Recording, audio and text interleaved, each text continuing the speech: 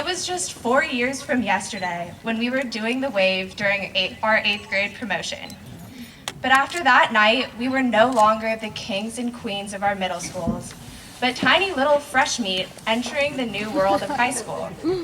We didn't know what to expect, except the somewhat terrorizing stories we heard from our older siblings and friends about getting canned or swirlied in the bathroom stalls. The days of juicy sweatsuits, side ponytails, flip phones, TPing, prank calling, Shanghais, water fights, and riding county to hit up downtown were over. But once we got to Miramonte and got over that, oops, sorry, is this not world history? Awkward experience, we realized that the daunting myths of high school weren't actually true. The upperclassmen didn't beat us up. We didn't have to climb a huge rope in PE. There was no mystery meat being served by cafeteria ladies with giant bowls. And the teachers weren't big, scary superhumans. Instead, like the theme of our very first high school rally, Welcome to the Tribe was more like it. By the end of first quarter, everyone knew who the class of 2014 was, and they just knew we were going to be special. We came to Miramonte not as 300 individuals, but as a unified class, a family, a tribe. As our freshman year progressed, we went from awkward newbies shyly shuffling around the outskirts of the welcome back dance to a class determined to make our presence known. And that we did.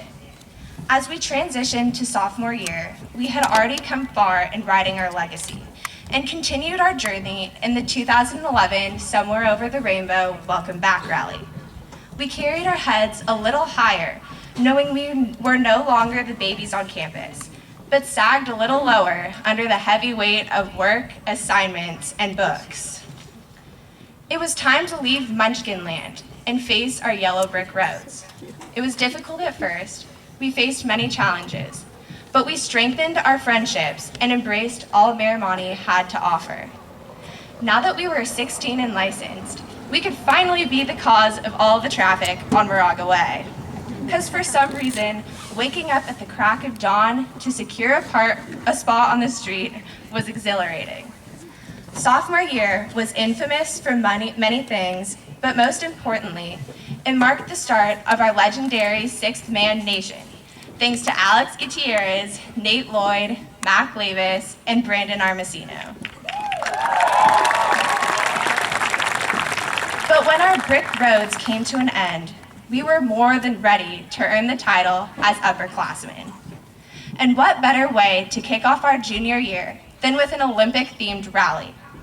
I have no doubt that if the Olympic board wanted to recruit some high school athletes, they would have to look no further than the class of 2014. We have some of the most driven, passionate, and talented athletes in Miramonte history. We have truly adopted the spirit of Go Mats, whether bleeding green and white on the sidelines or representing on the field. Junior year, we continued to leave our legacy behind in the Matadome while suffering through endless SAT classes. This was it. This was the year that defined our report cards, but also helped shape our high school experience.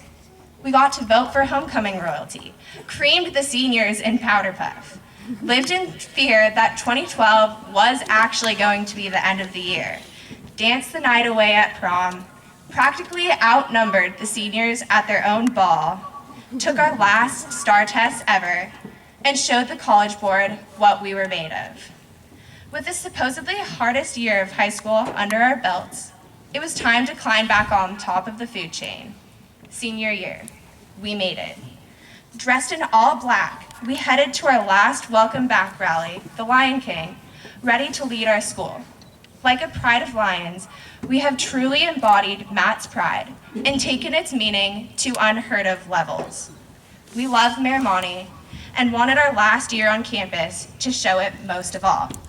So we took some interesting ID pictures at Matt's Day, and then a legendary Halloween picture to show up Campo. We piled onto buses and cheered our hearts out in the freezing cold for our football team, then stormed the field in a sea of green as the North Coast section champions. sixth man almost broke the bleachers with excitement when Matt's hoops beat Campo in the last second. And shout out to Kyle from Nations for hooking it up with the free fries after the game.